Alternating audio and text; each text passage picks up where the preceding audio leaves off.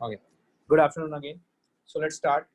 तो बेसिकली आज हम जो हमने कॉन्सेप्ट पढ़ा था वही कॉन्सेप्ट्स को आगे और लेके जाएंगे and we will try to see कि हम लोग ने कितने अच्छे से अंडरस्टैंडिंग ली है। ठीक है, तो बेसिकली आज मैं आपको एक सवाल कराना चाहता हूँ कि suppose we are having an arrangement like this, these are like cylindrical shells. One cylinder is like this and there is another cylinder which is like this. दो सिलेंडर स्ट्रक्चर इस तरीके से रखा गया है। मान लीजिए इसकी surface charge density minus sigma है और इसकी सरफेस चार्ज डेंसिटी जो है वो प्लस सिग्मा है। ठीक है, हेमिस्फेरिकल सॉरी ये सिलिंड्रिकल दो स्ट्रक्चर है। ठीक है, और सॉलिड ही मान लीजिए, फॉलो मत मानिए, सॉलिड ही मानिए।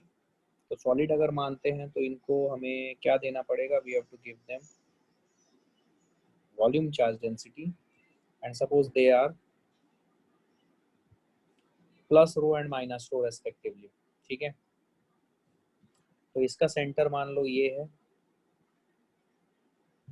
और इसका सेंटर जो है ये। ठीक है, समझने लाइक दिस। तो आपको इलेक्ट्रिक फील्ड निकालनी है समवेयर हियर।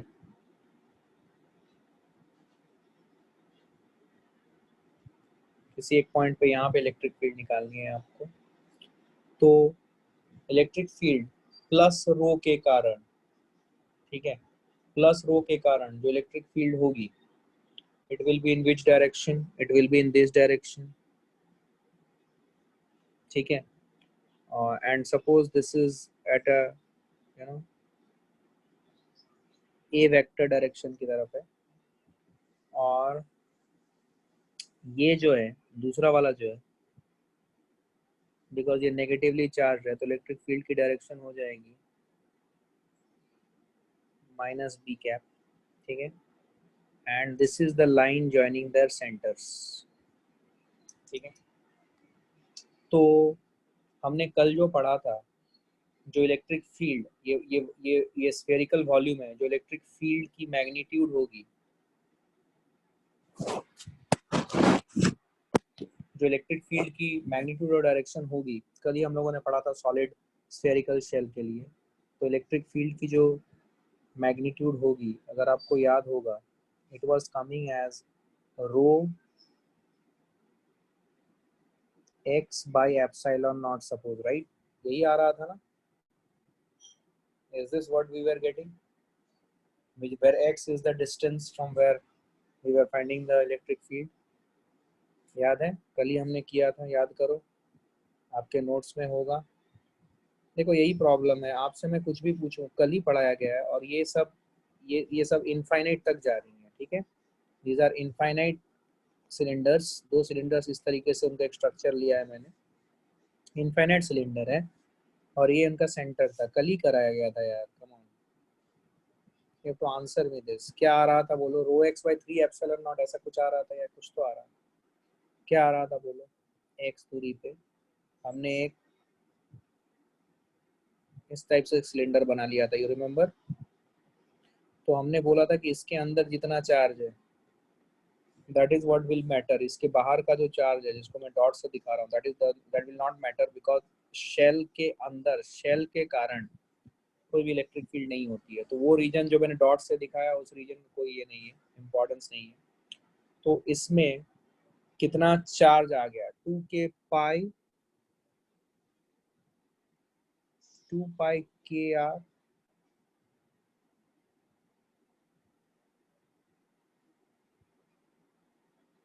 ठीक है, तो यहाँ पे हमने क्या किया था, हमने ये जो चार्ज डेंसिटी ली थी, इसमें इसमें चार्ज कितनी है, टोटल चार्ज जो है इसमें, दैट वाज, इसको हमने एक वायर से रिप्लेस किया था। कल का फंडा याद करो, इसको वायर से रिप्लेस किया था, लेकिन वायर का लैम्डा और यहाँ पे चार्ज, ठीक है, ये इक्वेट करना था। तो यहाँ पे टोटल चार्ज जो है, तो यहाँ पे टोटल चार्ज कितना आ जाएगा, टोटल चार्ज आ जाएगा charge density into pi x square into H या एल, कोई भी एक लेंथ ले लो, एच लेंथ ले लो या एल लेंथ ले लो, whatever it is. This is the total charge rho into pi x square h, that should be equal to lambda into h। तो h ने h को कट कर दिया तो lambda की वैल्यू आ गई थी rho pi x square, you remember rho pi x square आ गई थी lambda which is the mass per unit length। तो बेसिकली हम इसे एक वायर से रिप्लेस करेंगे तो वायर का लैम्डा होगा, तो वायर से कोई भी दूरी x पे और इस वायर को रिप्लेस कहाँ पे करेंगे, कल का फंडा याद करो, क्या इस वायर को रिप्लेस करना पड़ेगा इसके एक्सिस पे, somewhere here I have to replace it। तो इससे x दूरी पे जो इलेक्ट्रिक फील्ड होगी वो कितनी होगी, क्या वो हो जाएगी 2k lambda upon x which is 2k। Lambda की जगह पे हम रखेंगे रो पाई एक्स स्क्वायर अपॉन x। तो x ने x को मार दिया, दिस इज लाइक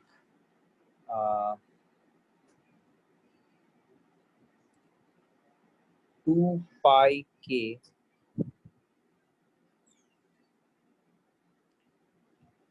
2k, ये इंटू है सॉरी, सो 2 k रो x 2 k। तो k is nothing but 1/4 pi epsilon naught, याद करो। So this one will become rho x into 2 pi, और k की जगह पे आप नीचे लिखोगे 4 pi epsilon naught, तो 2 pi इधर से 2 कट जाएगा, तो this is rho x by 2 epsilon naught। ठीक है, तो वो कांस्टेंट का ही खेला था, कांस्टेंट एक टू मैक्सिंग था, but we got that electric field is equal to rho x by 2 epsilon naught, ये चीज अपने को मिल रहा है rho x by 2 epsilon naught। तो बेसिकली ये ब्लैक कलर का इनफाइनाइट सिलेंडर के लिए यहाँ पे जो इलेक्ट्रिक फील्ड होगी, ये इलेक्ट्रिक फील्ड की मैग्नीट्यूड थी, तो इसको इसको इसको इलेक्ट्रिक फील्ड वेक्टर लिखा मैंने, तो इसको क्या लिखूंगा अगर इलेक्ट्रिक फील्ड वेक्टर, तो बेसिकली ये ब्लैक कलर के इनफाइनाइट, आपको इमेजिन करना पड़ेगा, this is an infinite cylinder, ये कहाँ एक्सटेंड कर रहा है, ये हमारे स्क्रीन के नीचे साइड में इन्फिनिटी तक गया हुआ है और स्क्रीन के बाहर इन्फिनिटी तक जा रही है। सिमिलरली ये जो रेड कलर है ये भी एक इनफाइनाइट सिलेंडर है, स्क्रीन के बाहर इन्फिनिटी तक जा रही है और स्क्रीन के अंदर इन्फिनिटी तक जा रही है। तो जो इलेक्ट्रिक फील्ड होगी because of this black colour, it will be in this particular direction,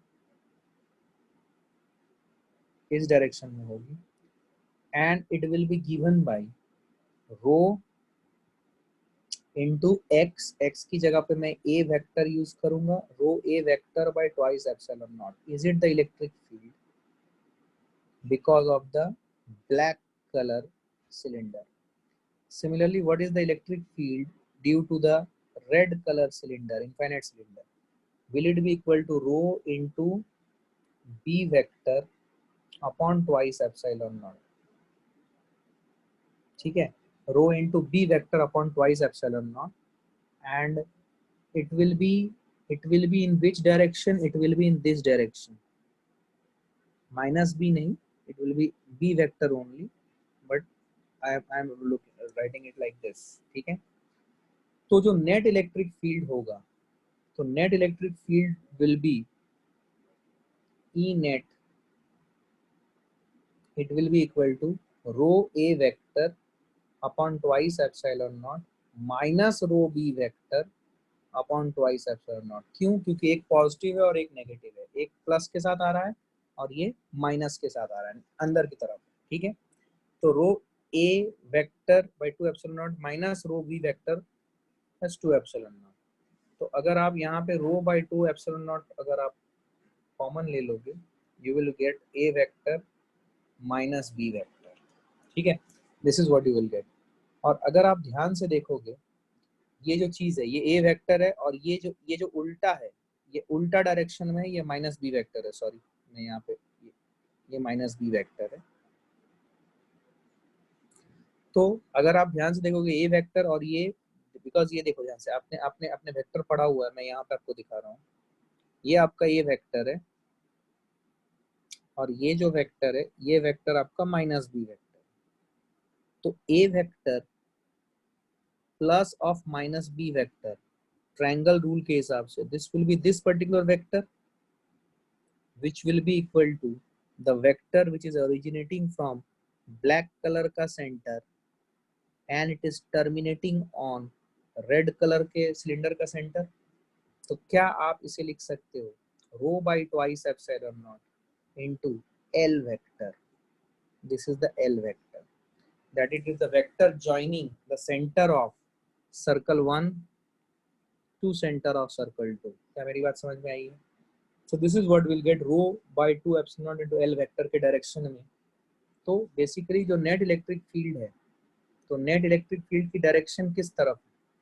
net electric field की डायरेक्शन उस तरफ है जिधर L वेक्टर की डायरेक्शन है, और L वेक्टर की डायरेक्शन है from centre of the black coloured cylinder to the centre of the red coloured cylinder. That is the direction of L vector. तो E net vector will be rho by twice epsilon naught into L vector. क्या सबको समझ आई है? क्या सबको समझ आई है? So this is what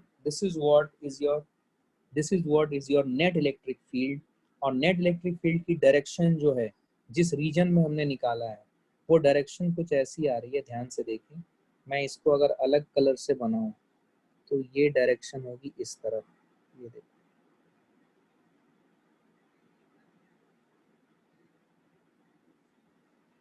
क्या मेरी बात समझ में आ रही है? This is the direction you are having. You are having a constant electric field and it is parallel to the L vector, जो green color से मैंने दिखाया है. That is the direction in which we are having the electric field in the region which is between these two cylinders, black color cylinder, infinite cylinder, and red colored infinite cylinder. ध्यान से देखो, ध्यान से इसे एक minute देखो, ध्यान से देखो इसे.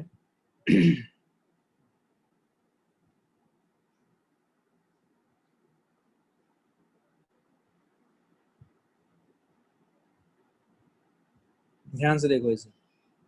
क्या क्लैरिटी है? क्या ये क्लियर है सबको? This should be clear to everyone. It's a very good question, right? आपको क्लैरिटी होनी चाहिए क्या हो रहा है क्या नहीं. ठीक है, चलिए, गुड क्वेश्चन. अभी हम थोड़ी सी बात करते हैं एक न्यू कॉन्सेप्ट के ऊपर जो आपने ऑलरेडी थोड़े बहुत स्टैंडर्ड 9-10 में पढ़ा है. That is known as the concept of electric lines of force. Concept of electric lines of forces. ठीक है, let's try to understand this concept, electric lines of forces. सबसे पहले इलेक्ट्रिक लाइंस ऑफ फोर्सेस, सबसे पहले ये imaginary lines है. पहला जो आपको समझ में आना चाहिए कि these are imaginary lines, right? And they originate from positive charge and terminate at negative charge. ये ओरिजिनेट होंगे पॉजिटिव चार्ज से और टर्मिनेट होंगे नेगेटिव चार्ज पे. ठीक है, so electric lines of forces are imaginary lines and they originate from positive charge and they terminate at negative charge. पहली बात, ठीक है, basics. Electric lines they are imaginary lines. इसका मतलब ये है कि एक्चुअली में आप अगर आप अगर एक्चुअली में कोई चार्ज रखते हो प्लस क्यू चार्ज, तो इस प्लस क्यू चार्ज के इर्द गिर्द क्या डेवलप होगी? जो एक्चुअली में इसके इर्द गिर्द डेवलप होती है वो डेवलप होती है फील्ड. मैंने आपको एक कॉन्सेप्ट समझाया था कि प्लस क्यू के सामने अगर आपने एक +1 कूलम का चार्ज लाके रखा है तो ये +1 कूलम के चार्ज के ऊपर एक रिपल्सन फील होगा. अब प्लस क्यू ने इस +1 कूलम को छुआ नहीं है, but still plus Q is able to exert a force on the +1 coulomb charge. अब सवाल है कि ये जो फोर्स एक्सर्ट करता है प्लस क्यू चार्ज, जिसे हम लोग बोलते हैं master charge, which creates the field. तो ये मास्टर चार्ज जो +1 कूलम के ऊपर फोर्स लगाता है, ये फोर्स लगाता है बिकॉज इसका भाया मीडिया क्या है कि प्लस क्यू ने अपने चारों ओर एक फील्ड क्रिएट करता है और ये फील्ड के साथ कोई दूसरा चार्ज इंटरैक्ट करता है और उसके ऊपर कोई दूसरा चार्ज इंटरैक्ट करता है और फिर उसके ऊपर फोर्स ऑफ अट्रैक्शन, फिर फोर्स ऑफ अट्रैक्शन या रिपल्सन, फोर्स ऑफ अट्रैक्शन या रिपल्सन उसको महसूस होता है, राइट? रिपल्सन महसूस होता है। This is what is the concept. इसका मतलब ये होता है कि कोई भी अगर मास्टर चार्ज है तो मास्टर चार्ज अपने इर्द गिर्द फील्ड क्रिएट करेगा और उस फील्ड में वो फील्ड के द्वारा कोई दूसरे चार्ज के ऊपर फोर्स एक्सर्ट करेगा।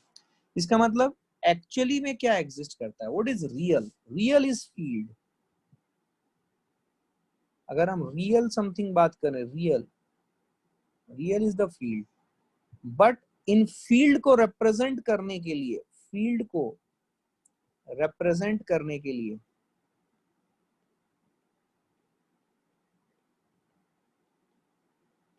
हम कुछ लाइंस बनाते हैं, और हम जब वो बनाते हैं तो वो इमेजिनरी लाइंस होता है। ऐसा नहीं कि आपने एक चार्ज रख दिया तो आपको वहां पे इलेक्ट्रिक फील्ड लाइंस दिखने लगेंगी, नहीं, it is something imaginary. Field is real, but उस फील्ड को रिप्रेजेंट करने के लिए हम कुछ इमेजिनरी लाइंस बनाते हैं और उन लाइंस को हम बोलते हैं इलेक्ट्रिक लाइंस ऑफ फोर्सेस। क्या मेरी बात समझ में आई है? Those lines are known as electric lines of forces. क्या मेरी बात समझ में आई है? So they are imaginary lines, you need to understand. They do not exist. They do not exist, you know, they do not exist really. They are imaginary lines.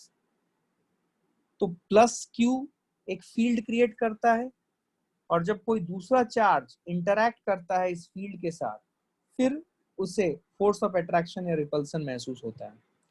तो plus Q जो master charge है वो किसी भी दूसरे charge के साथ एक फील्ड के द्वारा इंटरैक्ट करती है, और ये जो फील्ड है, ये फील्ड बेसिकली रियल है, लेकिन जो इलेक्ट्रिक लाइंस ऑफ फोर्सेस है वो इमेजिनरी है।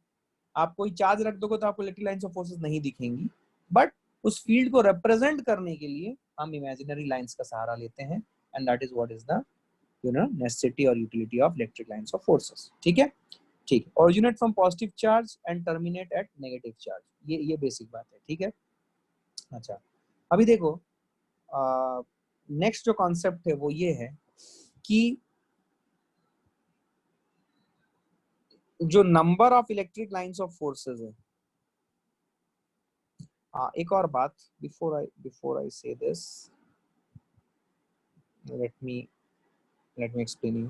देखो, जब हम इलेक्ट्रिक लाइंस ऑफ फोर्सेस बोलते हैं, और एक बात, when we are talking about electric lines of forces, we need to understand that when we say line, actually logically ये स्ट्रेट लाइंस नहीं होंगी, ये कर्व भी हो सकती हैं। Logically, may not be straight lines, but curve as well. ये straight lines हो ये जरूरी नहीं है, it can be curve as well, but they are known as electric lines of forces. but नामकरण lines हैं, but ये curve भी हो सकती है। ठीक है, उसके बाद एक और important चीज ये है कि when we say electric lines, we are saying electric lines of forces because जिधर इलेक्ट्रिक लाइंस हैं उधर इलेक्ट्रिक फील्ड है, एंड फोर्स जो चार्ज के ऊपर लगता है, समझना इस बात को, फोर्स जो चार्ज के ऊपर लगता है that is given by F vector is equal to q into E vector. इसका मतलब ये है कि जिधर ई वेक्टर उधर F vector for a positive charge, obvious सी बात है, एंड जिधर ई वेक्टर उसके opposite F vector for a negative charge, right? ये बात अपने को समझ में आती है। इसीलिए हम इसे इलेक्ट्रिक लाइंस ऑफ फोर्सेस बोलते हैं। Why we just not say electric field lines? Why we say electric lines of forces? ये जरूरी है क्योंकि हम कुछ दिनों के बाद मैग्नेटिज्म चैप्टर पढ़ेंगे, जहाँ पे आपको ये बात समझ में आनी चाहिए कि मैग्नेटिज्म चैप्टर में हम मैग्नेटिक फील्ड लाइंस बोलते हैं, but we never say magnetic lines of forces. हम इलेक्ट्रिक लाइंस ऑफ फोर्सेस बोलते हैं, बट हम कभी मैग्नेटिक लाइंस ऑफ फोर्सेस नहीं बोलते। इलेक्ट्रिक लाइंस ऑफ फोर्सेस बोलने का रीजन ये है कि जिधर इलेक्ट्रिक फील्ड लाइंस है उधर ही फोर्स की डायरेक्शन है, उधर ही फोर्स लगेगी, because of this simple relationship which I have written here in the box, F vector is equal to QE vector। मतलब F vector की जो डायरेक्शन है वो जिधर इलेक्ट्रिक फील्ड है उधर ही है अगर Q पॉजिटिव है, और उसके ऑपोजिट है, इलेक्ट्रिक फील्ड लाइंस के डायरेक्शन के ऑपोजिट है अगर Q नेगेटिव है तो। लेकिन we can clearly find out the direction of force on a charged particle in a field is always along the direction of the electric field at that particular point। क्या मेरी बात समझ में आई है? इसीलिए इसे इलेक्ट्रिक लाइंस ऑफ फोर्सेस बोला जाता है and just not electric lines. क्या क्लैरिटी आई? ठीक। अब देखो, अब अगर ध्यान से देखोगे तुम तो कुछ कंसेप्ट है, जैसे कि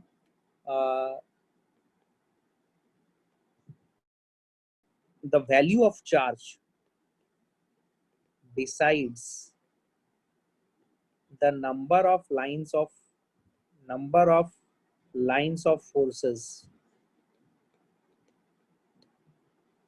emanating from a charge।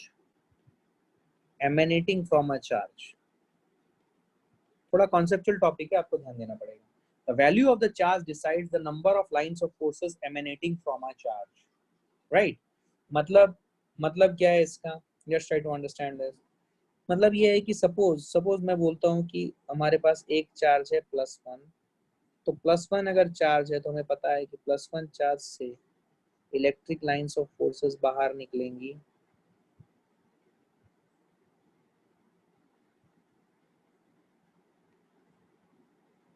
Something like this, हर तरफ बाहर निकलेंगी। हर तरफ मींस ये एक्चुअली 2D नहीं है, ये 3D है, 3D में बाहर निकलेंगी। तो बेस्ट इमेजिनेशन है कि आप एक बल्ब जला लो, तो बल्ब जब आप जलाओगे तो बल्ब की रोशनी जिधर भी जाएगी उसी डायरेक्शन में इलेक्ट्रिक लाइंस ऑफ फोर्सेस जाएगी। तो जो बल्ब की रोशनी है, बल्ब की रोशनी 2D में फैलती है या 3D में? ये 3D में फैलती है। तो इलेक्ट्रिक लाइंस ऑफ फोर्सेस किधर फैलेंगी? 3D में। तो बेसिकली अगर मैं एक +1 चार्ज लेता हूँ तो +1 चार्ज से इलेक्ट्रिक लाइंस ऑफ फोर्सेस बाहर आ रही है। सपोज मैं एक दूसरा +2 चार्ज लेता हूँ, अगर मैं +2 चार्ज लेता हूँ तो इसको इलेक्ट्रिक लाइंस ऑफ फोर्सेस दोनों ही केस में 3D में फैलेंगी और दोनों ही केसेस में infinite number of electric lines of forces होंगी। लेकिन इन इन्फिनिटी का भी ब्रेकअप है कि इन्फिनिटी में कौन बड़ा कौन छोटा। ऑल्दो हम इन्फिनिटी को यू नो हमने ये देखा है कि infinity minus infinity is also infinity, but यहाँ पे दोनों इन्फिनिटी में डिफरेंस है। Why I am saying the difference is there? Suppose I give you a line of 1 centimeter and I give you a line of 2 centimeter and ask you how many points are on these lines. So you would say that in 1 centimeter line there are infinite points, in 2 centimeter of line there is also infinite points, but this infinity and this infinity are different, and in order to have a comparison of magnitude we can say that 2 centimeter में जो infinity है वो 1 centimeter की infinity से दुगुना है। क्या मेरी बात समझ में आ रही है? सो बेसिकली +1 से भी infinite number of lines of forces निकल रहे हैं, +2 से भी infinite number of lines of forces, +1 coulomb +2 coulomb से भी infinite number of lines of forces निकल रहे हैं। लेकिन +2 से जो number of lines of forces infinity में भी हम उसको कैटेगराइज कर रहे हैं कि जो number of lines of forces है वो +1 से डबल है। इसका मतलब अगर हम ऐसा करते हैं, ध्यान से सुनना, समझते हैं इस चीज को कि suppose we are having a +1 coulomb charge. अगर मैं +1 कूलम से 4 लाइंस दिखाता हूं तो मुझे +2 कूलम से 8 लाइन दिखानी पड़ेंगी। क्या मेरी बात समझ में आ रही है?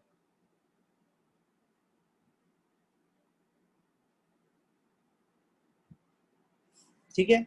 This is what is the comparison. Although logically speaking आप ये डिबेट कर सकते हो कि सर इंफिनिटी को आप कैसे कंपेयर करोगे, but what I want to say is that I am not I'm comparing infinity, sorry, I'm comparing infinity, and what I'm trying to say that I've given you an example like एक दो lines है, दोनों lines में कितने points है, एक 1 centimetre की line है, एक 2 सेंटीमीटर की लाइन है, दोनों लाइंस में इनफाइनाइट पॉइंट्स है, लेकिन 2 सेंटीमीटर में जो इनफाइनाइट पॉइंट्स है वो 1 सेंटीमीटर के इनफाइनाइट पॉइंट्स के डबल है। That is what I want to say. तो उसी तरीके से आप अगर देखोगे कि अगर आपने +1 कूलम चार्ज से 4 इलेक्ट्रिक लाइंस ऑफ फोर्सेस निकाली हैं, तो आपको +2 कूलम चार्ज से 8 इलेक्ट्रिक लाइंस ऑफ फोर्सेस बाहर निकालनी पड़ेंगी। क्या मेरी बात समझ में आई है? क्या मेरी बात समझ में आई है? This is what is the basic concept that we need to understand कि जो मैग्नीट्यूड ऑफ चार्ज है दैट डिसाइड्स कि how many lines of forces we need to draw for a given amount of charge. ठीक है, I hope you got this. Important है ये, तो समझिए इसको। तो value of the charge decides the number of lines of forces emanating from a given charge. और इसके साथ ही मैंने आपको एक बात और बताई थी कि ये जो चार्ज एमिनेट हो रही है, ये चार्ज एमिनेट हो रही है 2D में या 3D में? एक्चुअली लॉजिकली ये 3D में, ठीक है, जिधर ये बल्ब की रोशनी जाएगी उस डायरेक्शन में इलेक्ट्रिक लाइंस ऑफ फोर्सेस जाएंगी, तो ये बेसिकली 3D में ही हो रहा है, बट हम इसे 2D में ही रिप्रेजेंट कर सकते हैं। तो 2D में इस तरीके से हम इसे रिप्रेजेंट करते हैं, basis the amount of charge which is present on the amount of charge we will draw कि how many electric lines of forces we need to draw for a given charge, जैसे कि +1 coulomb and +2 coulomb, ठीक है, to represent the electric lines of forces correctly। चलेगा? Good. अच्छा, अगर negative charge हो तो नेगेटिव चार्ज के इलेक्ट्रिक लाइंस ऑफ फोर्सेस कैसे ड्रॉ करेंगे? अगर -1 नेगेटिव चार्ज हो तो नेगेटिव चार्ज का डिफरेंस यही हो जाता है कि यहाँ पे इलेक्ट्रिक लाइंस ऑफ फोर्सेस जो होती है ये बेसिकली इसकी तरफ आएंगी, ये इसके ऊपर टर्मिनेट होंगी, एमिनेट नहीं होंगी। और अगर मैं -2 बनाता हूँ तो -2 में मुझे 8 बनाने पड़ेंगे, something like this. I hope you understanding this.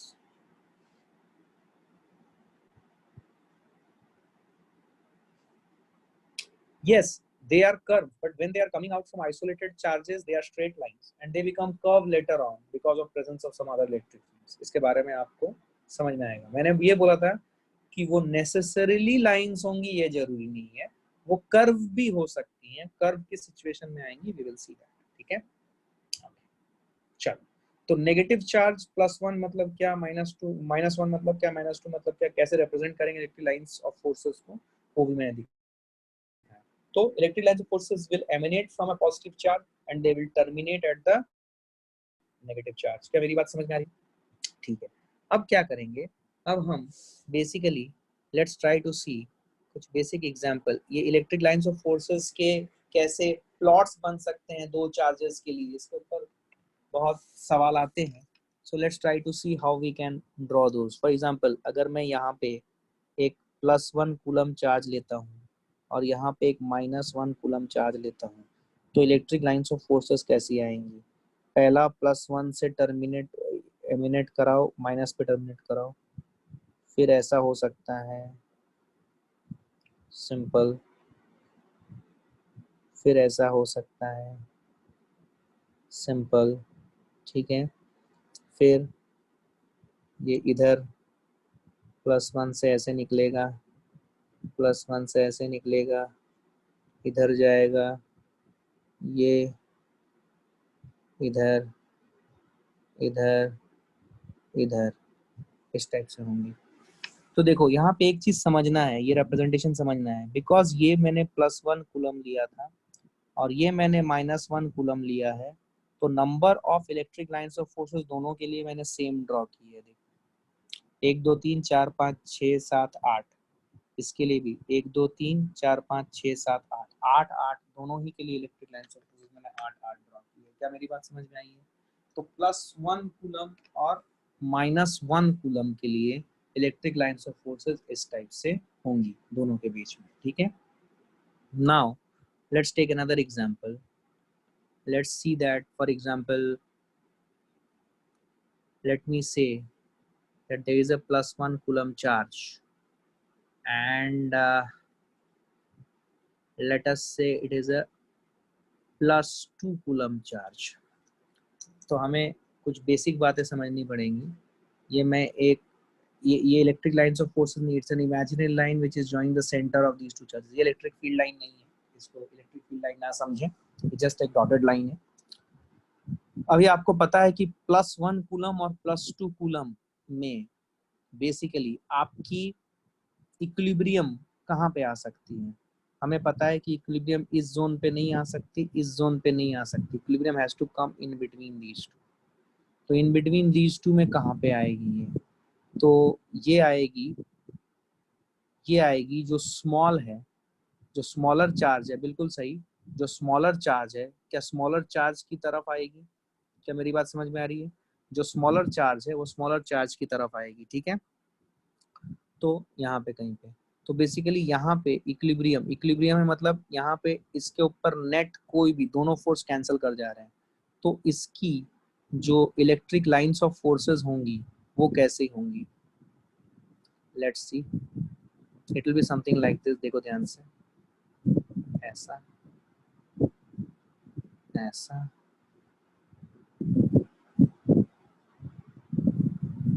ऐसा,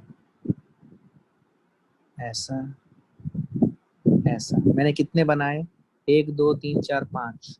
इसके लिए अगर मैंने 5 बनाए, मुझे +2 कूलम के लिए 10 बनाने पड़े। ऐसा, ऐसा, ऐसा, ऐसा। Just have a look.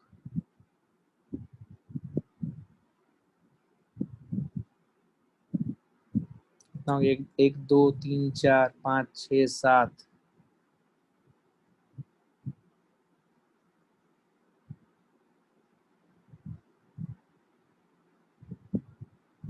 Something like this. तो इसके लिए अगर आपने 5 बनाया है और ये कुछ ऐसा जाएगा,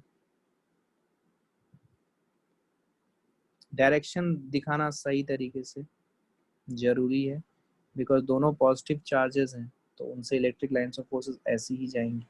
सो ये रीजन आया, तो ये जो रीजन है, this is the region where there will be no electric field existing. Are you understanding this? तो ऐसा कुछ ग्राफ आएगा। तो आपको ऐसे सवाल आते हैं क्या? हाँ, बेसिकली इक्वेशन निकालने के सवाल नहीं आते हैं, कि ऐसे सवाल नहीं आएंगे कि this can not be asked to you like find the equation of the electric lines of forces, ये सवाल नहीं आएगा। Find the equation of electric lines of forces, ये सवाल आपको नहीं पूछा जाएगा, because this would be too difficult for you to find out, you do not know the mathematics of it, ये सवाल नहीं आ जाएगा आपको, ठीक है।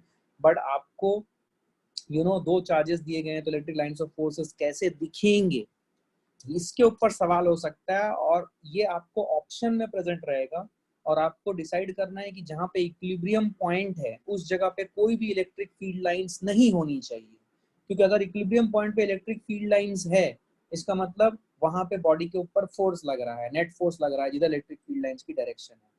तो अगर इक्विलिब्रियम पॉइंट है, आपको डिसाइड करना है कहाँ पे इक्विलिब्रियम पॉइंट है, तो उस जगह पे आपको कोई भी इलेक्ट्रिक लाइंस ऑफ फोर्सेस लेके जानी नहीं है। ये बेसिक कॉन्सेप्ट आपको बहुत काम आता है टू डिसाइड कि 4 ऑप्शन में से कौन सा ऑप्शन सही है, जहाँ पे मेरे को electric lines of forces draw की गई है, और मुझे बताना है कि इसमें से कौन सा सही है। Are you understanding this? इसमें से कौन सा सही है। सो जैसे कि मैंने आपको +1 कूलम और +2 कूलम का भी बताया, ठीक है। और कैसे कर सकते हैं, आओ देखते हैं थोड़ा सा और अच्छे से। ये सब सवाल काफी आते हैं भाई, है ना, मैं बता रहा हूँ, बहुत बार एग्जाम्स में पूछा गया है, तो you should be very much clear कि इसमें कॉन्सेप्ट क्या है। अच्छा, मान लो मैं बोलता हूँ कि एक चार्ज ले लो +2 कूलम का, और एक चार्ज ले लो -1 कूलम का, ठीक है। +2 कूलम और -1 कूलम, ठीक। अब electric lines of forces draw करनी है इस सेटअप के लिए। मान लो मैंने दे दिया, बताओ कि इलेक्ट्रिक लाइंस ऑफ फोर्सेस कैसी दिखेंगी। सबसे पहला काम है हमारा इक्विलिब्रियम पॉइंट ढूंढना। आप बताओ इक्विलिब्रियम पॉइंट किधर होगा, आपको बताना है इक्विलिब्रियम पॉइंट किधर होगा। +2 कूलम के लेफ्ट हैंड साइड, 2 कूलम और -1 कूलम के बीच में, या फिर -1 कूलम के राइट हैंड साइड, किधर होगा? बोलना पड़ेगा आपको। क्या -1 कूलम के राइट हैंड साइड में होगा? क्या तुम लोग बिल्कुल रेस्पॉन्स नहीं करते भाई? तुम लोग को समझ नहीं आता है क्या? टाइम पास मत करो। अगर समझ नहीं आता है तो प्लीज डोंट अटेंड क्लासेस यार। Means I don't know means how to help you guys. I am going so slowly and I am asking you to respond, you all are sleeping my dear. मतलब सही में, मतलब आप क्या क्या कर रहे हो? आप डिसाइड करो, ध्यान से देखो। +2 कूलम -1 कूलम, और राइट हैंड साइड में of -1 coulomb we will have the equilibrium, right? तो अब इलेक्ट्रिक लाइंस ऑफ फोर्सेस यहाँ पे बनानी है। कैसे बनाएंगे यहाँ पे इलेक्ट्रिक लाइंस ऑफ फोर्सेस? ठीक है, so how how we can draw these electric lines of forces. किस तरीके से ड्रॉ करेंगे? देखिए, ये +2 से आप एक काम करो। एक तो आप डायरेक्टली, कौन सा कलर लूं? येलो ले रहा हूँ। एक तो आप डायरेक्टली +2 से -1 कूलम के ऊपर directly electric lines of forces दिखा दो ऐसे, ठीक है? अभी अगर लॉजिकली आप सोचो, सपोज मैं कोई एक पॉइंट यहाँ पे देख रहा हूँ, यहाँ पे इलेक्ट्रिक लाइंस ऑफ फोर्सेस क्या होंगे इस जगह पे? तो -1 कूलम के लिए इलेक्ट्रिक फील्ड इस तरफ होगी, और +2 कूलम के लिए इलेक्ट्रिक फील्ड जो होगी वो इस तरफ होगी। समझो, लॉजिक के साथ काम करना है, अंधाधुंध कुछ नहीं करना। तो इन दोनों का जो रिजल्टेंट है, इन दोनों का रिजल्टेंट जो है वो कुछ इस तरफ होने के कारण आपकी इलेक्ट्रिक फील्ड लाइंस यहाँ पे ऐसी आएगी। तो बेसिकली जो इलेक्ट्रिक फील्ड लाइन आती है वो इस टाइप से आती है, देखो ऐसे। समझ में आया? फिर से करके दिखाता हूँ। ये इलेक्ट्रिक फील्ड लाइंस की डायरेक्शन है। आपने इलेक्ट्रिक फील्ड लाइंस की डायरेक्शन आइडेंटिफाई की और फिर बनाया है ऐसे, समथिंग लाइक दिस। सिमिलरली यहाँ वाला जो होगा it will go something like this, ठीक है?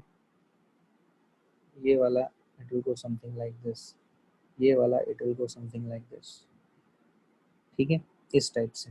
उसके बाद जो आप यहाँ से निकालोगे it will go something like this. यहाँ से जो निकालोगे it will go something like this, and then it will proceed. क्या आपको मेरी बात समझ में आ रही है? सो +2 और -1, +2 कूलम और -1 कूलम के कारण ये वाला जो जगह है, इस जगह पे कोई भी इलेक्ट्रिक फील्ड लाइंस नहीं होनी चाहिए। तो बेसिकली यहाँ पे तो मैं आपको कंस्ट्रक्ट करवा रहा हूँ electric lines of forces to get more clarity. I am asking you to construct it. लेकिन इस कॉन्सेप्ट, इस सब टॉपिक के ऊपर अगर आपको सवाल आएगा तो आपको कैसा सवाल आएगा? आपको सवाल आएगा कि आपको दो दो चार्जेस दे दी जाएंगी और आपसे पूछा जाएगा कि इलेक्ट्रिक लाइंस ऑफ फोर्सेस का क्या नेचर होगा, किस टाइप का इलेक्ट्रिक लाइंस ऑफ फोर्सेस होगा इन दोनों के बीच में। वो आप 4 फिगर में से एक फिगर को टिक करो। तो आपको क्लियरली समझ आनी चाहिए कि वो किस टाइप के फिगर्स होंगे। क्या मेरी बात समझ में आई है?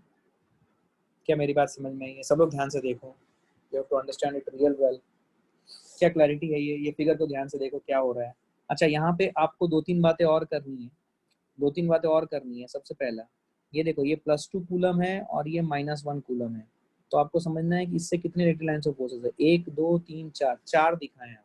यहाँ पे कितने दिखाए? 1 2 3 4 5 6, और 2 दिखानी पड़ेंगी आपको। एक तो आप इधर ले जाओ और एक ऐसा और एक ऐसा दिखा दो, जो कि इधर जाएगी फिर से, ठीक है? जो मैं नीचे वाला दिखा रहा हूँ, ये देखो ऐसे जाएगी। ऊपर वाला मैं नहीं दिखा पा रहा हूँ because of lack of space, but ऊपर और नीचे,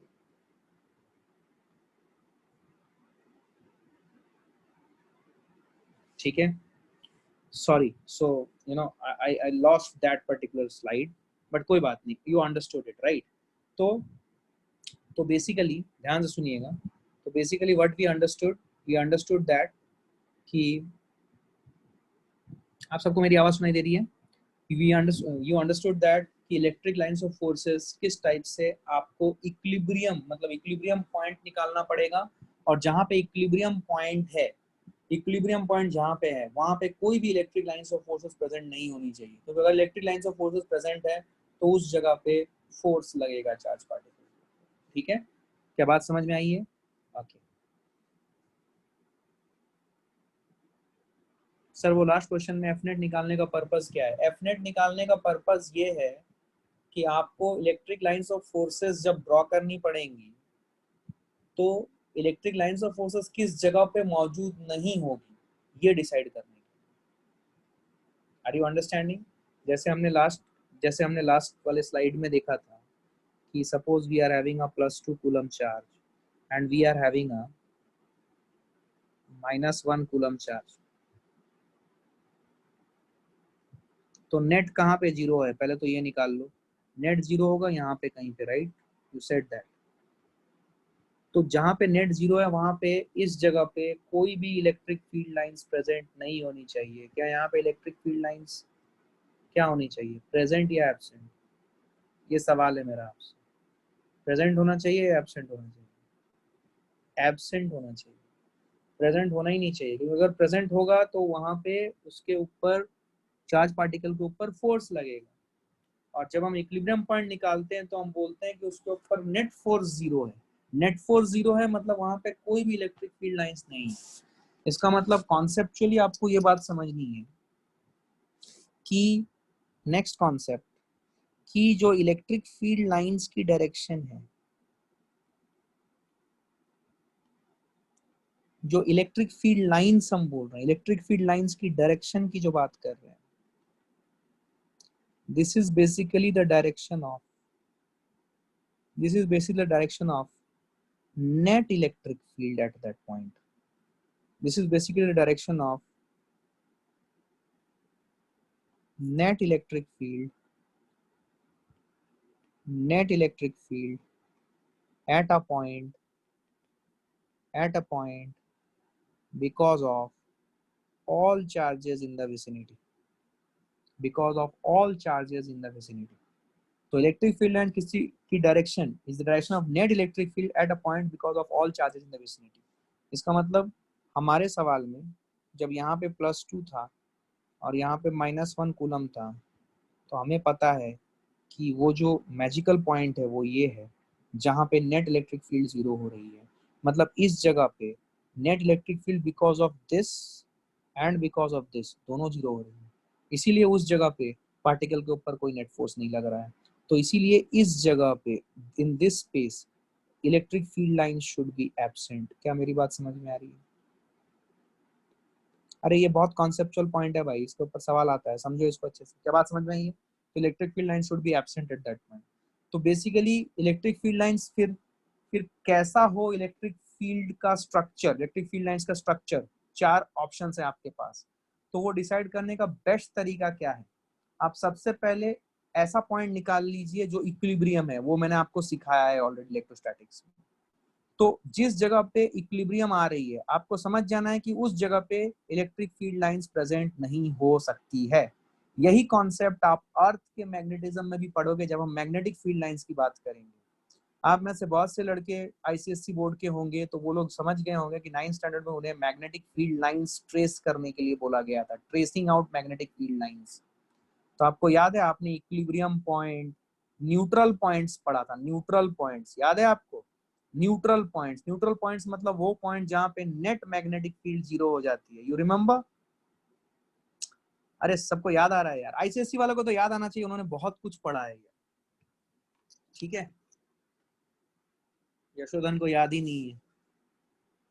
क्यों याद नहीं है भाई तेरे को? तेरे को मैंने ही पढ़ाया था यशोधन 9th में, तो कुछ भी याद नहीं है क्या? इलेक्ट्रिक फील्ड लाइंस की direction of net electric field at a point because of all charges. समझ जाइए ये पॉइंट, ठीक है?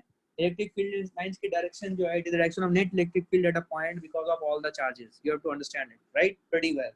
ठीक है, तो इलेक्ट्रिक फील्ड लाइंस की डायरेक्शन अपने को समझ में आई, ठीक है? अच्छा, अब देखिए ये जो इलेक्ट्रिक फील्ड लाइंस है, ये इलेक्ट्रिक फील्ड लाइंस की डेंसिटी जहां पे ज्यादा होगी वहां पे इलेक्ट्रिक फील्ड ज्यादा होगी। सपोज मैंने इलेक्ट्रिक फील्ड लाइंस बनाई और मैं एक पर्टिकुलर लेंथ लेता हूँ यहाँ पे, ये देखो, ये एक लेंथ लिया मैंने, आपको दिख रहा है ये लेंथ? ये लेंथ दिख रहा है, ठीक है? यहाँ पे लिया, देखो सारे इलेक्ट्रिक फील्ड लाइंस क्रॉस कर रहे हैं यहाँ पे। लेकिन अगर मैं इसी लेंथ को मैं यहाँ पे ले लूँ, अब देखो सारे इलेक्ट्रिक फील्ड लाइंस इसको क्रॉस नहीं कर रहे हैं, आर यू सीइंग इट? सारे इलेक्ट्रिक फील्ड लाइंस क्रॉस नहीं कर रहे हैं, सिर्फ 3 क्रॉस कर रहे हैं इसको। और आगे ले लूंगा तो शायद सिर्फ एक क्रॉस करेगा, आर यू अंडरस्टैंडिंग? एक या दो। तो as you will go away from the charge, concept is this, that as you will go away from the charge, as you will go away from the charge, electric field intensity will decrease, because electric field density depends on, electric field intensity depends on density of electric lines of forces at a point। Density पे depend करती है कि किसी भी point पे density क्या है electric lines of forces की। जहां पे डेंसिटी ज्यादा है वहां पे इलेक्ट्रिक फील्ड इंटेंसिटी ज्यादा है, और जहां पे डेंसिटी कम है वहां पे इलेक्ट्रिक फील्ड इंटेंसिटी कम है। क्या मेरी बात समझ में आ रही है? सो इस टाइप से इस चीज को एक्सप्लेन करते हैं कि density of electric field lines जहां पे ज्यादा होगी वहां पे इलेक्ट्रिक फील्ड इंटेंसिटी ज्यादा होगी, और जहां पे density of electric field lines कम होगी वहां पे इलेक्ट्रिक फील्ड इंटेंसिटी कम होगी। इसीलिए इसीलिए ये देखो आपको क्लैरिटी आएगी। For example I am having a charge plus Q, तो इस प्लस क्यू से ऐसे इलेक्ट्रिक फील्ड लाइंस जा रही हैं, निकल रही हैं। कितने इलेक्ट्रिक फील्ड लाइंस निकल रही हैं? इनफाइनाइट निकल रही है भाई, कोई कोई प्रॉब्लम नहीं है, इनफाइनाइट निकल रही है। तो बेसिकली आप देखोगे जैसे जैसे आप दूर जाते जाओगे ना, जैसे जैसे आप दूर जाते जाओगे तो एक गिवन एरिया आप ले लो, मान लो इतना एरिया लिया था, इस एरिया में 3 लाइंस ऑफ फोर्सेस मान लो गए। अब यही एरिया को आप बढ़ा के यहाँ पे ले आओ, तो अब देखो इस एरिया से सिर्फ एक इलेक्ट्रिक लाइंस ऑफ फोर्सेस जा रहा है। जैसे जैसे दूरी बढ़ाओगे वैसे वैसे number of electric lines of forces which will be crossing a given area will reduce, and therefore the electric field intensity will reduce. I hope you understood this. ठीक है? So electric field intensity depends upon the density of electric field lines. We need to understand this. ठीक है? Next जो concept है वो concept है कि जो पार्टिकल के ऊपर फोर्स लगता है, सपोज मैंने इलेक्ट्रिक फील्ड लाइंस बनाया, तो किसी भी चार्ज पार्टिकल के ऊपर जो फोर्स लगेगा, सपोज मैंने यहाँ पे एक चार्ज पार्टिकल लिया, ठीक है, इस चार्ज पार्टिकल के ऊपर फोर्स किधर लगेगा? इस पॉइंट पे जो टेंजेंट की डायरेक्शन होगी इधर लगेगा। तो टेंजेंट की डायरेक्शन इधर है तो इधर लगा इसके ऊपर फोर्स। तो ये जो चार्ज पार्टिकल था मेरा यहाँ पे, इस चार्ज पार्टिकल के ऊपर फोर्स लगा इधर, तो ये फोर्स लगने के कारण ये चार्ज पार्टिकल मान लो 0 वेलोसिटी पे था, ये चार्ज पार्टिकल इलेक्ट्रिक फील्ड के अलोंग में गया, इलेक्ट्रिक फील्ड के अलोंग में गया, तो इलेक्ट्रिक फील्ड में अलोंग में गया तो सॉरी इलेक्ट्रिक फील्ड के अलोंग में गया, इलेक्ट्रिक फील्ड के अलोंग में गया तो it going like this somewhere. तो उसकी उसकी उसकी जो फोर्स के बिकॉज उसकी वेलोसिटी इनिशियल वेलोसिटी 0 है। मैं आपको याद दिलाना चाहूंगा कुछ मैकेनिक्स की बातें। अगर इनिशियल वेलोसिटी 0 है तो पार्टिकल किधर जाता है? पार्टिकल उधर जाता है, particle will go in the direction of acceleration net which depends upon f net। मैं ये बोल रहा हूं कि अगर ये वाला जो डायग्राम मैं आपके सामने अभी जो व्हाइट बोर्ड में लिख रहा हूँ, ये जो डायग्राम मैं बना रहा हूँ, what I am trying to say is that suppose मैंने येलो लाइन से इलेक्ट्रिक लाइंस ऑफ फोर्सेस दिखाई है, इलेक्ट्रिक लाइंस ऑफ फोर्सेस दिखाई है। तो इलेक्ट्रिक लाइंस ऑफ फोर्सेस अगर हमारे पास है तो हमें किसी भी जगह पे इलेक्ट्रिक फोर्स की, जो फोर्स ऑफ इलेक्ट्रोस्टैटिक है, उसकी डायरेक्शन कैसे मिलेगी? तो फोर्स ऑफ इलेक्ट्रोस्टैटिक्स की जो डायरेक्शन होगी, इसकी जो डायरेक्शन होगी, ये डायरेक्शन होगी इलेक्ट्रिक लाइंस ऑफ फोर्स के ऊपर, इलेक्ट्रिक लाइंस ऑफ फोर्स के ऊपर टेंजेंट खींचो at a given point, tangent खींचो at a given point that will give you the direction of electrostatic force। क्या मेरी बात समझ में आ रही है? अगर आपकी चार्ज पॉजिटिव है तो जैसे कि मैंने यहाँ पे जो ब्लैक कलर से रिप्रेजेंट किया था यहाँ पे एक चार्ज पार्टिकल को, तो चार्ज पार्टिकल अगर यहाँ पे है तो इस पॉइंट पे हमने रेड कलर से एक टेंजेंट खींचा है येलो कर्व के ऊपर जो electric lines of forces show कर रहा है। ठीक है, हमने क्या किया, हमने एक टेंजेंट खींचा। तो मैं अब फिर क्या बात कर रहा हूँ कि मान लो ये चार्ज पार्टिकल क्यू था, पॉजिटिव चार्ज पार्टिकल था और इसकी इनिशियल वेलोसिटी 0 थी। तो इनिशियल वेलोसिटी अगर 0 होता है, कभी याद करो मैकेनिक्स में बताया गया था कि अगर इनिशियल वेलोसिटी 0 होता है, then the particle or the mass will go in the direction of a vector and a vector की डायरेक्शन उधर होती है जिधर f net वेक्टर। यस और नो? तो मतलब जिधर f net वेक्टर है उधर आपकी एक्सेलरेशन वेक्टर होगी और पार्टिकल को उधर जाना चाहिए।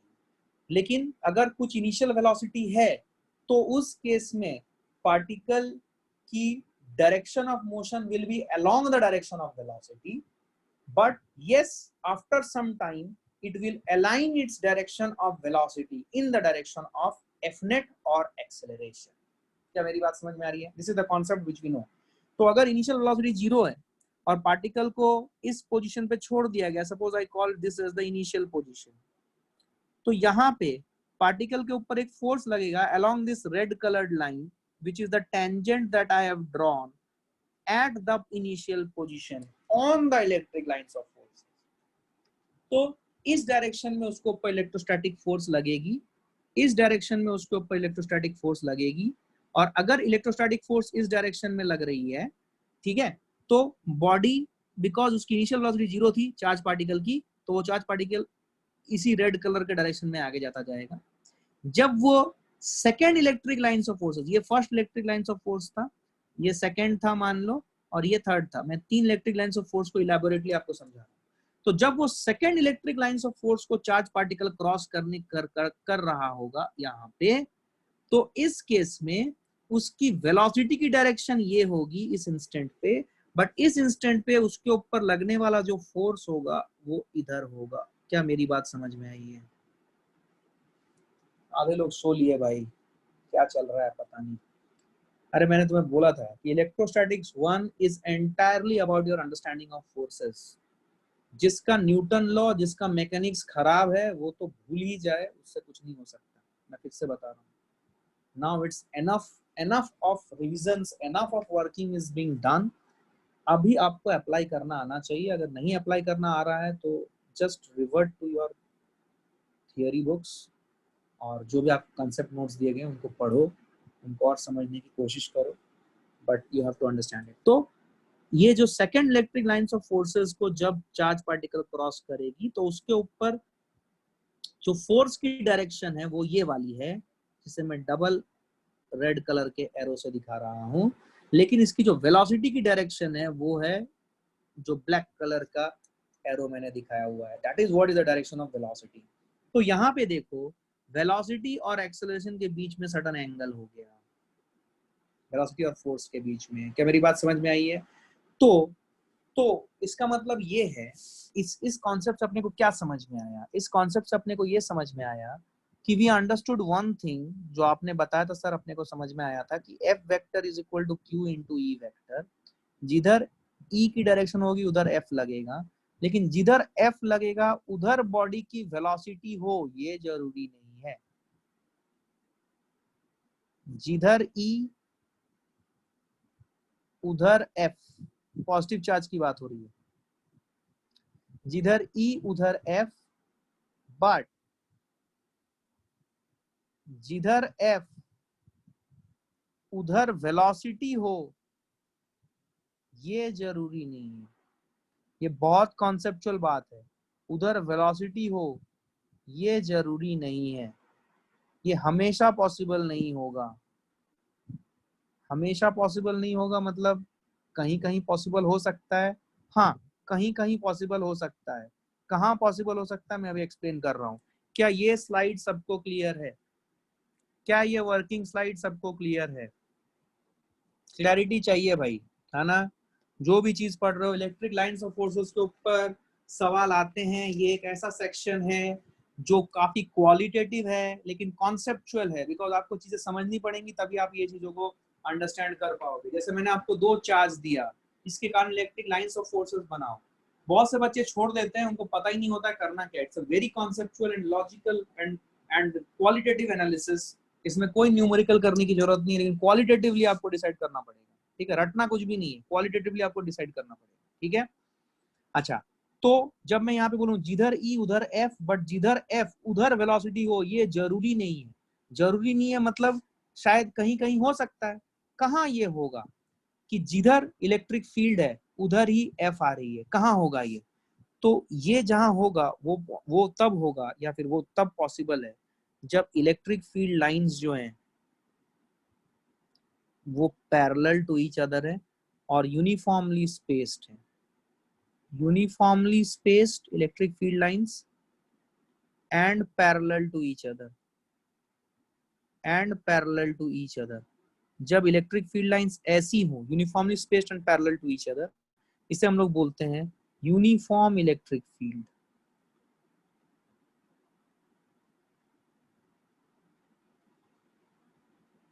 Uniform electric field means same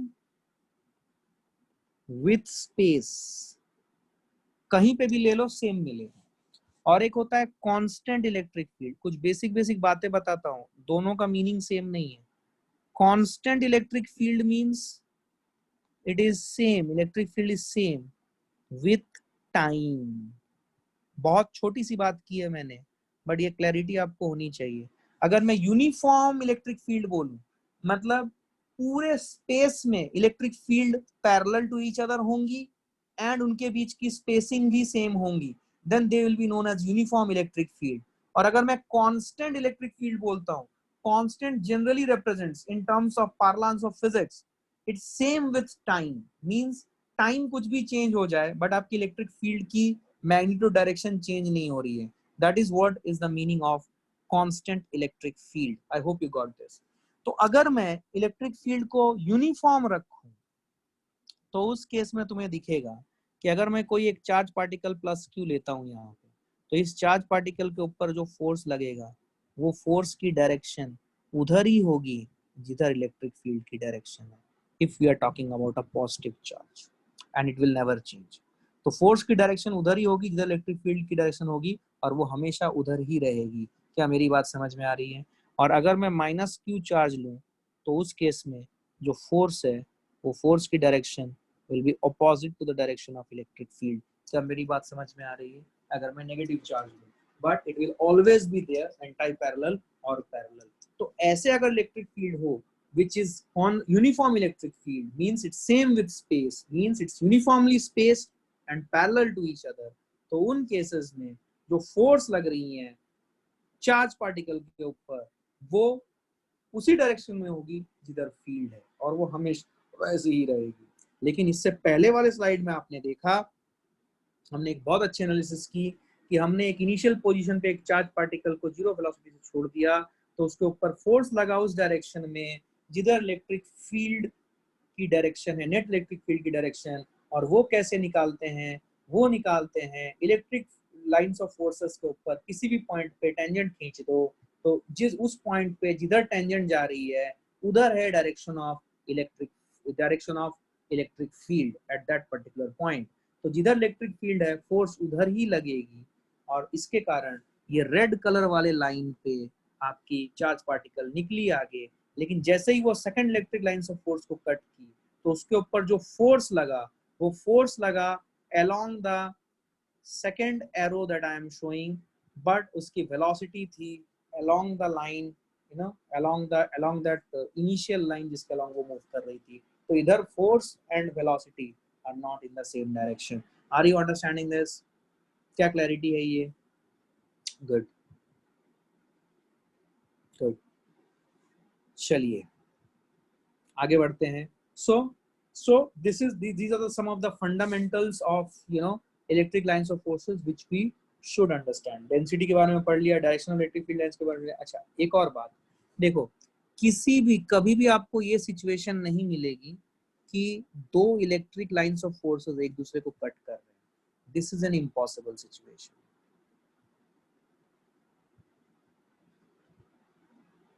दो इलेक्ट्रिक लाइंस ऑफ फोर्सेस कभी भी एक दूसरे को कट नहीं कर सकते, क्योंकि कट करने का मतलब हुआ कि ये जो इंटरसेक्शन पॉइंट है, इस इंटरसेक्शन पॉइंट पे इलेक्ट्रिक फील्ड नेट की दो डायरेक्शन हो गई, बट इलेक्ट्रिक फील्ड नेट की दो डायरेक्शन कभी भी पॉसिबल नहीं है एक जगह पे, because of a large number of charges, 2 3 4 100 200 whatever it is. किसी भी एक जगह पे इलेक्ट्रिक फील्ड की जो डायरेक्शन होगी, because of all the charges, it should be same, means it should be in a given specified direction, it can not have more than one direction. तो इसीलिए इलेक्ट्रिक फील्ड लाइंस कभी भी एक दूसरे को कट नहीं करेंगे। नेक्स्ट जो कॉन्सेप्ट है वो कॉन्सेप्ट है कि इलेक्ट्रिक फील्ड लाइंस कभी भी क्लोज्ड लूप में एग्जिस्ट नहीं करेंगे। Electric field lines can never exist in closed loop. Electric field lines can never exist in closed loop, या आपको लिखना पड़ेगा can never exist in closed loop, क्योंकि अगर क्लोज्ड लूप में एग्जिस्ट कर रहा है तो यहाँ से दो चीजें डिफाइन होंगी। पहली, हमने इलेक्ट्रिक लाइंस ऑफ फोर्सेस की बेसिक डेफिनेशन में पढ़ा था कि it terminates at negative charge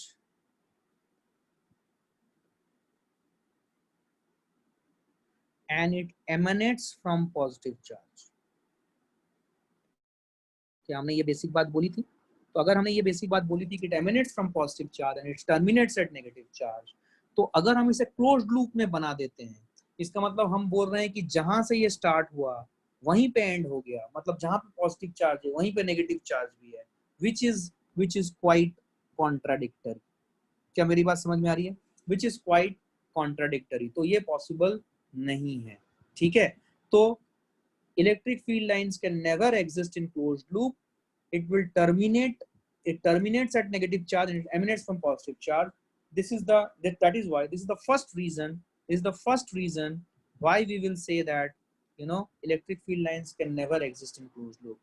दूसरा, कि अगर ये closed loop में exist करता है, ठीक है, तो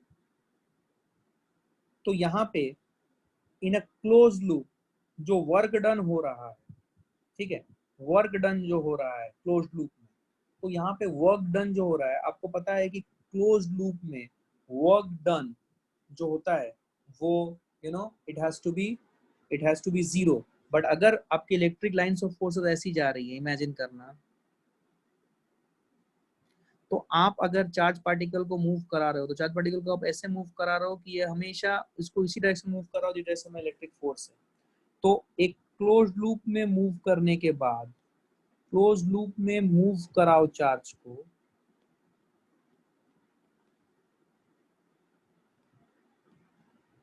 then you will say that work done will not be equal to 0, but work power energy में हमने पढ़ा था कि work done by conservative forces in a closed loop is 0, and we know this that electrostatic force is a conservative force। ये मैं already आपको बता चुका हूँ, electrostatic force is a conservative force. तो अगर इलेक्ट्रोस्टैटिक फोर्स एक कंजर्वेटिव फोर्स है, तो कंजर्वेटिव फोर्स अगर एक क्लोज्ड लूप में वर्क डन करे तो टोटल वर्क डन 0 होना चाहिए। बट अगर electric lines of forces closed loop में एग्जिस्ट करेंगी, तो हम अगर पॉइंट ए से घूमना शुरू किए और घूम फिर के आके फिर पॉइंट ए पे ही आके घुस जा रहे हैं, तो इस क्लोज्ड लूप में इलेक्ट्रिक लाइंस ऑफ फोर्सेस के कारण वर्क डन 0 नहीं होगा, बिकॉज हर जगह पे डिस्प्लेसमेंट और फोर्स का बीच का एंगल 0 डिग्री ही है। तो वर्क डन यहाँ पे नॉन जीरो आएगी, विच इज कॉन्ट्राडिक्टरी। तो इसीलिए electric field lines can never exist in closed loop. ये क्यों नहीं होगी? दो रीजन मैंने बताए, क्योंकि बेसिक कॉन्सेप्ट ही ये था कि वो टर्मिनेट करेगी नेगेटिव चार्ज में और एमिनेट करेगी पॉजिटिव चार्ज से, ये पहला बेसिक कॉन्सेप्ट था। लेकिन अगर हमने क्लोज्ड लूप ले लिया, इसका मतलब पॉजिटिव और नेगेटिव चार्ज को हम एक ही जगह पे मान रहे हैं, विच इज इम्पॉसिबल। दूसरा लॉजिक ये है कि हमने इलेक्ट्रोस्टैटिक फोर्सेस को एक कंजर्वेटिव फोर्स माना है, और कंजर्वेटिव फोर्स क्लोज्ड लूप में जब वर्क करती है तो जीरो होता है, जीरो वर्क डन होता है। आपको ये बात समझ में आ रही है? जीरो वर्क डन होता है क्लोज्ड लूप में। क्लोज्ड लूप में work done by conservative forces is zero. लेकिन अगर electric field lines closed loop में एग्जिस्ट करती है तो आप देखो ना, मान लो आप समझो इस बात को, मान लो चार्ज पार्टिकल यहां से यहां मूव किया तो work done by electrostatic force is positive. वो मान लो यहां से यहां मूव किया तब भी वर्क डन इज पॉजिटिव, किसी भी जगह पे देख लो। और ऐसा इसलिए हो रहा है क्योंकि इलेक्ट्रिक फील्ड लाइंस की जो डायरेक्शन है उधर ही, उसी डायरेक्शन में इलेक्ट्रिक फोर्स लगेगा और वर्क डन और डिस्प्लेसमेंट भी उधर ही हो रहा है। तो फोर्स और डिस्प्लेसमेंट के बीच का एंगल हमेशा 0 डिग्री होगा हर पॉइंट पे। तो 0 डिग्री होने के कारण आप सारे पॉजिटिव क्वांटिटीज ही जोड़ रहे हो, तो बहुत सारे पॉजिटिव क्वांटिटीज जोड़ने के बाद कभी भी आपको 0 नहीं मिल सकता है। So that is what the contradiction is. क्या मेरी बात समझ में आई है? क्या क्लैरिटी है? क्या क्लैरिटी है? क्लोज्ड लूप में एग्जिस्ट नहीं कर सकता है, दो इलेक्ट्रिक फील्ड लाइंस एक दूसरे को कट नहीं कर सकते हैं। These are some of the basic things which we need to understand. ठीक है, अच्छा और क्या फील्ड के और क्या इंटरेस्टिंग प्रॉपर्टीज हैं इलेक्ट्रिक फील्ड लाइंस के व्हिच वी शुड अंडरस्टैंड? ये देखो, सपोज आपको याद है मैंने आपको ये बताया था, क्या बताया था? और 4-5 मिनट मैक्सिमम लेता हूँ मैं, ध्यान सुनो। मैंने आपको एक इनफाइनाइट वायर दिया था, इनफाइनाइट वायर। इनफाइनाइट वायर के इर्द गिर्द इलेक्ट्रिक फील्ड कैसी होगी? इनफाइनाइट वायर के इर्द गिर्द इलेक्ट्रिक फील्ड की डायरेक्शन होगी ऐसी, it will always be perpendicular to the wire. तो अगर मैं अपने आई को इस जगह पे रखता हूँ, ध्यान से देखना, suppose I am keeping my I hear, इस डायरेक्शन से देखता हूँ, अगर मैं, ये वायर का एक्सिस है, वायर के एक्सिस की तरफ देख रहा हूँ, तो इलेक्ट्रिक फील्ड लाइंस कुछ ऐसी नजर आएंगी, ध्यान से देखना। ये वायर का सरकमफेरेंस नजर आएगा जिसके ऊपर चार्ज है, और इलेक्ट्रिक फील्ड लाइंस कुछ ऐसी नजर आएंगी। क्या आपको समझ में आया 3D व्यू में जो बताने की कोशिश कर रहा हूँ? क्या आपको क्लियर हुआ? चुप नहीं रह सकते भाई, तुम फिजिक्स पढ़ रहे हो भाई, तुमको यहाँ नहीं समझ में आया तो तुम घर में क्या कर लोगे तुम? क्या क्लैरिटी आई है? क्या बात समझ आई है सबको? क्या क्लियर है ये? सो अगर तुम फिर से सुनो, अगर तुम किस तरीके से देख रहे हो, सुनो, एक्सिस के अलोंग देख रहे हो इनफाइनाइट वायर को, उसके एक्सिस के अलोंग तुमने अपनी आंख रख दी है, तो जो इलेक्ट्रिक फील्ड लाइन है वो बाहर की तरफ निकलेंगी। अगर पॉजिटिव, अगर plus lambda coulomb per metre अगर चार्ज डेंसिटी हुआ तो लीनियर चार्ज डेंसिटी, तब ऐसा होगा। अगर माइनस हुआ तो सिर्फ ये रिवर्स हो जाएगा। अगर माइनस हुआ तो सिर्फ ये एरो की डायरेक्शन रिवर्स होगी, बाकी कुछ भी चेंज नहीं होगा। ठीक है, क्या क्लैरिटी है ये? पक्का 100%? ठीक। इसमें देखो, एक और, अगर मैं प्लेट की बात करूं ना, इनफाइनाइट प्लेट की, मैंने आपको एक और कॉन्सेप्ट बताया था कि infinity is a relative term. Logically speaking हम इनफाइनाइट प्लेट नहीं बना सकते। इनफाइनाइट प्लेट बनाया तो बेटा एक ही प्लेट बनाने में वर्ल्ड के सारे मिनरल रिसोर्सेज खत्म। लॉजिकल है ना? आप इनफाइनाइट साइज की एक प्लेट बनाओगे, एक ही प्लेट बनाते बनाते तो सब लोग खत्म ही हो जाएंगे, है ना? फॉर एग्जाम्पल सत्यजीत उठा बचपन में क्लास 6 से प्लेट बनाना शुरू किया, पूरा 100 साल तक प्लेट बनाया। 100 साल के बाद वसीयत में लिख के दिया कि मेरे आगे के संतान भी प्लेट ही बनाएगी, वो भी प्लेट बनाते रह गए। तो ऐसा प्लेट बनाते बनाते 10, 12, 20, 25 पीढ़ियां खत्म हो गई, तब भी जो प्लेट बनेगा वो इनफाइनाइट नहीं होगा। क्या मेरी बात समझ में आई है? तो इनफाइनाइट प्लेट बनाना पॉसिबल नहीं है। तो मैंने आपको इसके लिए एक कॉन्सेप्ट दिया था कि infinity is a relative term. Infinity is a relative term. आपकी हाथ जो है वो इनफाइनाइट हो सकती है, आपकी उंगली इनफाइनाइट हो सकती है, डिपेंडिंग अपॉन की आपके उंगली के रेस्पेक्ट में किस पॉइंट पे आपको इलेक्ट्रिक फील्ड निकालनी है। क्या मैंने आपको बताया था कि infinity is a relative term? It's a very important concept. किताबों पढ़ के ये सब नहीं आता है भाई, है ना? ये सब प्रैक्टिकल क्लासरूम सेशंस में ही समझ में आती है चीजें।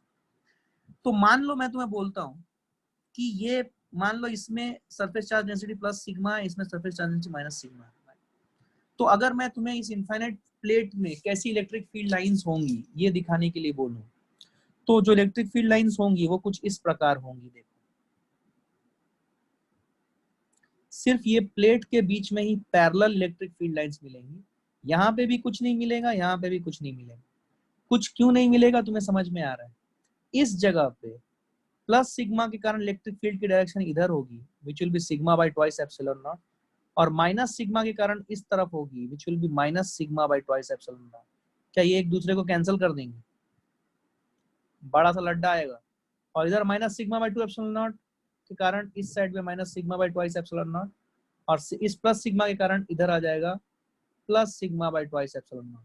क्या इन दोनों को जोड़ेंगे फिर से एक बड़ा सा लड्डा आ जाएगा? क्या क्लैरिटी है ये? तो ये दो प्लेट्स के बीच में ही इलेक्ट्रिक फील्ड लाइंस होंगी, और यहाँ पे जो इलेक्ट्रिक फील्ड लाइंस आपको मिलेंगी, ये कैसी इलेक्ट्रिक फील्ड लाइंस मिलेंगी? Uniform electric field lines. तो uniform electric field lines produce करने का एक बहुत ही सिंपल तरीका ये है कि आप दो इनफाइनाइट प्लेट्स ले लो, या रिलेटिवली इनफाइनाइट प्लेट्स ले लो, एक में प्लस सिग्मा चार्ज दो, दूसरे में माइनस सिग्मा चार्ज दो, तो उनके बीच में, उन दोनों प्लेट्स के बीच में जो रीजन है वहां पे यूनिफॉर्म इलेक्ट्रिक फील्ड आ जाएगी। क्या मेरी बात समझ में आ रही है? This is one of the ways of creating uniform electric field. क्या क्लैरिटी है? क्या सबको क्लियर है? क्या 100% क्लैरिटी है? क्या कोई दिक्कत है? पक्का? 100%? Any doubt? नो? ठीक है, चलो इलेक्ट्रिक फील्ड लाइंस का कॉन्सेप्ट मैं यहीं पे खत्म करूंगा।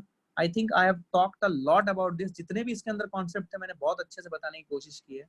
इस वीडियो को आपको एक बार और देखना पड़ेगा, 2 बार देखो, 3 बार देखो, कॉन्सेप्चुअली क्लियर रहो। और मैंने यूट्यूब में कुछ वीडियोस डाले हुए हैं गॉस लॉ के ऊपर, उसे थोड़ा देखना अभी स्टार्ट करो, अभी आपकी अक्ल वहां पे चलने लगेगी। ठीक है? ओके।